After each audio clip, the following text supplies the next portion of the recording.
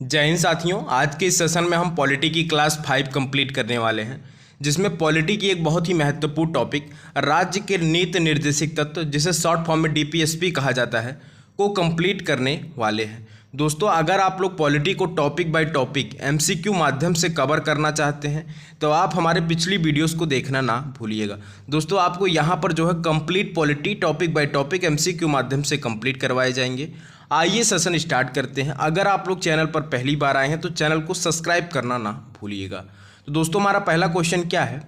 भारतीय संविधान में राज्य के नीति निर्देशिक तत्व ग्रहण किए गए हैं।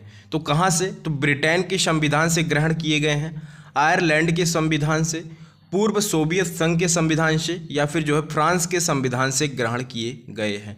तो राज्य के नीति निर्देशिक तत्व जो है आयरलैंड के संविधान से ग्रहण किए गए हैं। ऑप्शन बी जो होगा इस क्वेश्चन का राइट आंसर हो जाएगा। दोस्तों, आइए नेक्स्ट क्वेश्चन की तरफ बढ़ते हैं। राज्य के नीति निर्देशिक तत्व को किसके द्वारा लक्ष्यों और आकांक्षाओं का घोषणा पत्र कहा गया?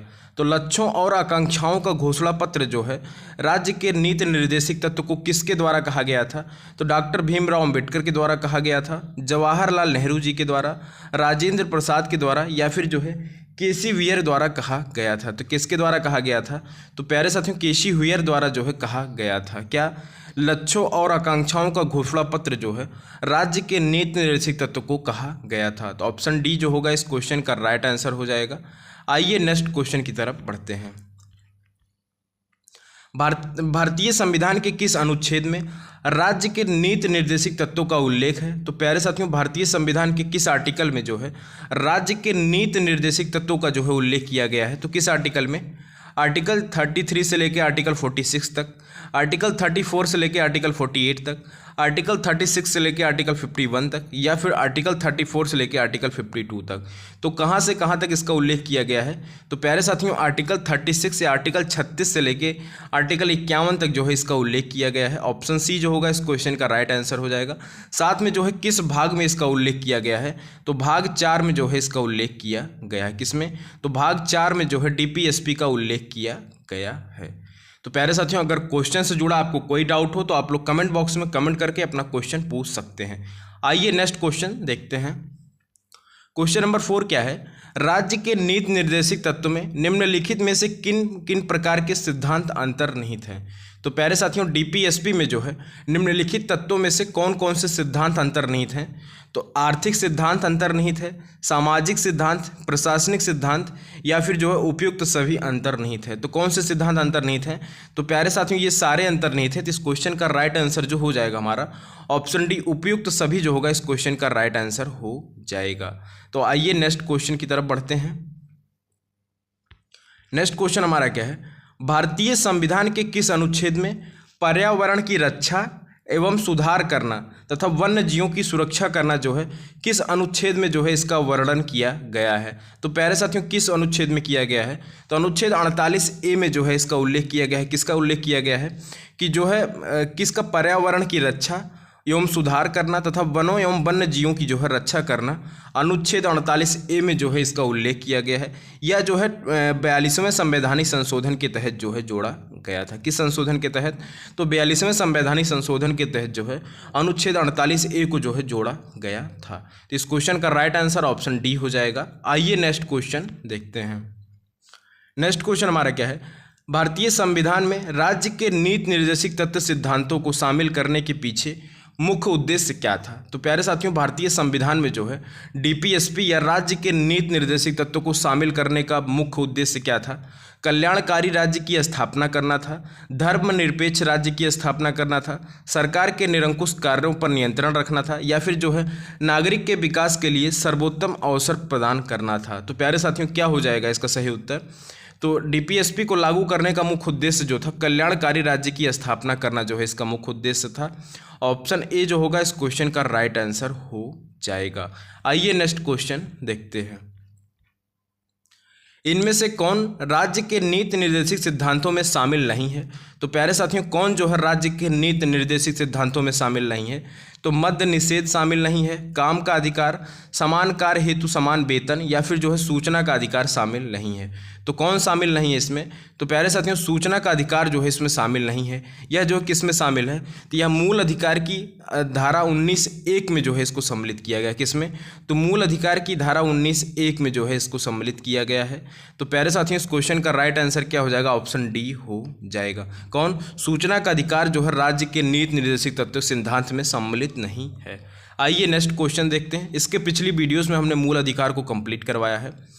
निम्न में से किसने नीति निर्देशित सिद्धांतों को बैंक की सुविधा अनुसार दे उत्तर दिनांकित चेक कहा? तो प्यारे साथियों किसके द्वारा जो है बैंक की सुविधा के अनुसार दे उत्तर दिनांकित चेक कहा गया था? तो किसके द्वारा कहा गया था? तो एच कंजूर द्वारा कहा गया था, एस के अय्यर द्वारा कहा गया था, एच बी कामत के द्वारा कहा गया था, या फिर के टी शाह के द्वारा कहा गया था? तो किसके द्वारा कहा गया था? तो प्यारे साथियों के टी शाह के द्वारा जो है कहा गया था। ऑप्शन डी जो होगा इस क्वेश्चन का राइट आंसर हो जाएगा। स्टेटमेंट से जुड़े क्वेश्चन आपके लिए बहुत ही इंपॉर्टेंट है।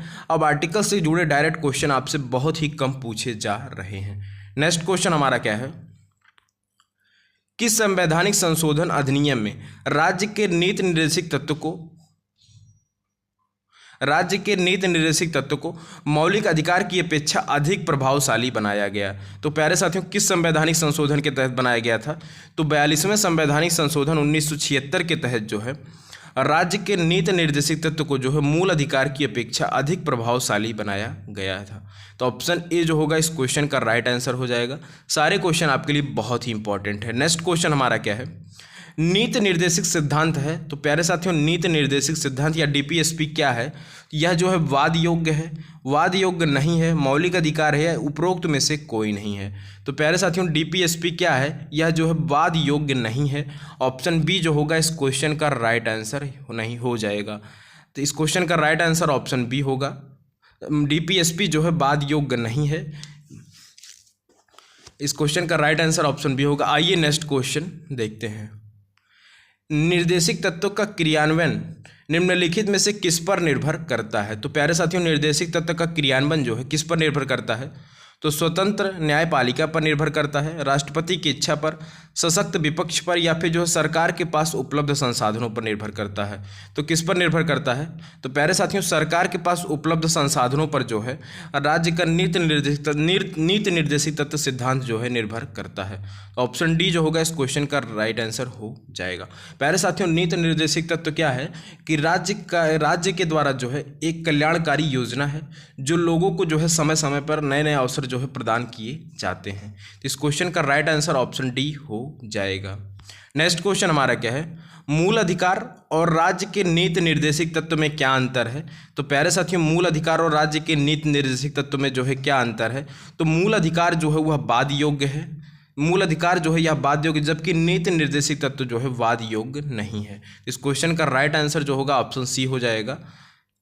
आइए नेक्स्ट क्वेश्चन की तरफ बढ़ते हैं। मौलिक अधिकार एवं राज्य के नीति निर्देशित तत्व के विषय में कौन सा कथन सही है? तो प्यारे साथियों मौलिक अधिकार या राज्य के नीति निर्देशित तत्व के विषय में जो है कौन सा स्टेटमेंट या कथन सही है? वे जो है एक दूसरे के पूरक हैं, वे परस्पर विरोधी हैं, उन दोनों में कोई अंतर नहीं है, वे दोनों वाद योग्य हैं। तो प्यारे साथियों वाद योग्य हो नहीं सकते, उनमें अंतर बहुत है, वे परस्पर एक दूसरे के विरोधी नहीं हैं, वे जो है एक दूसरे के पूरक हैं। ऑप्शन ए जो होगा इस क्वेश्चन का राइट आंसर हो जाएगा। आइए नेक्स्ट क्वेश्चन देखते हैं। भारत के संविधान में अंतर्राष्ट्रीय सुरक्षा को प्रोत्साहन देना सन्निहित है। तो प्यारे साथियों अंतर्राष्ट्रीय सुरक्षा को प्रोत्साहन देना जो है किसमें सन्निहित है?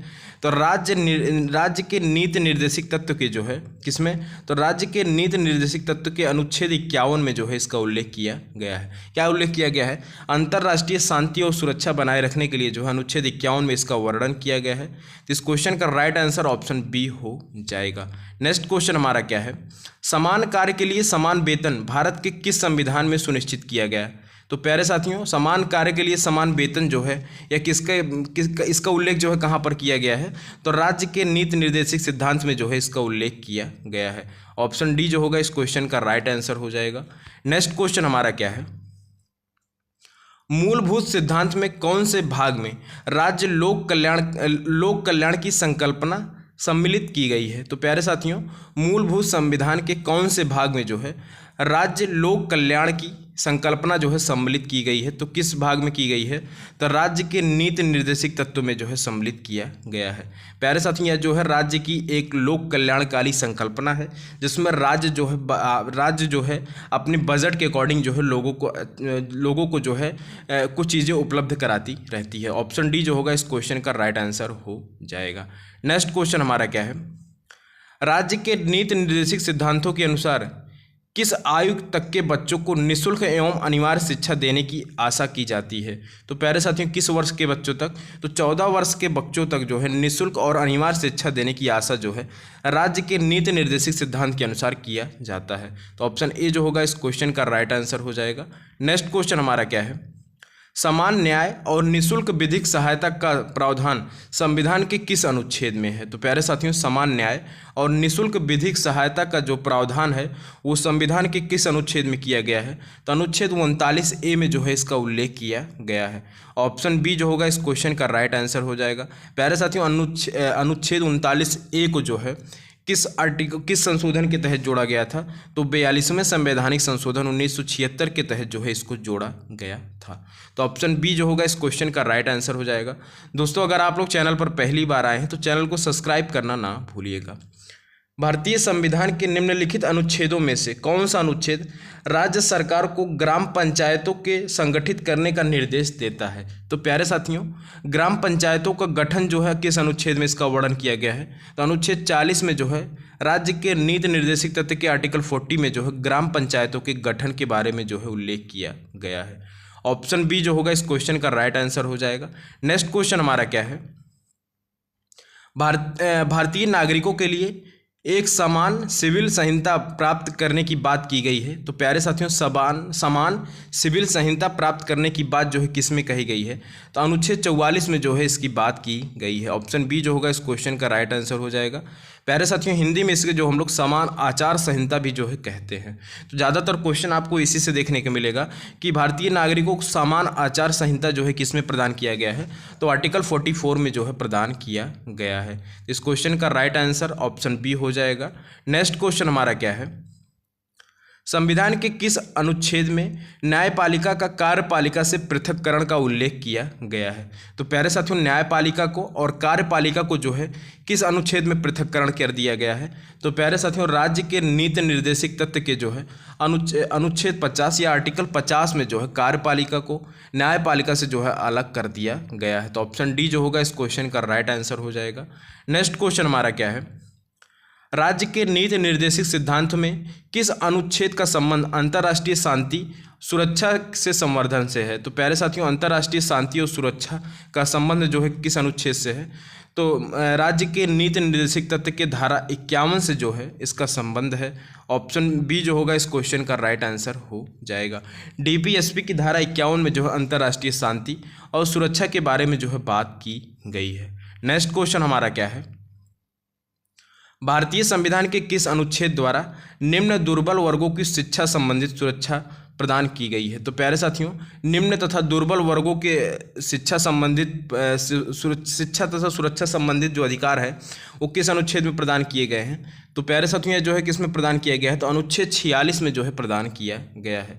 इसमें क्या कहा गया है? तो अनुच्छेद 46 में जो है अनुसूचित जाति तथा अनुसूचित जनजाति तथा अन्य दुर्बल वर्ग जाति के लोगों को जो है शिक्षा संबंधित प्रदान करने के लिए जो है इसमें बात किया गया है।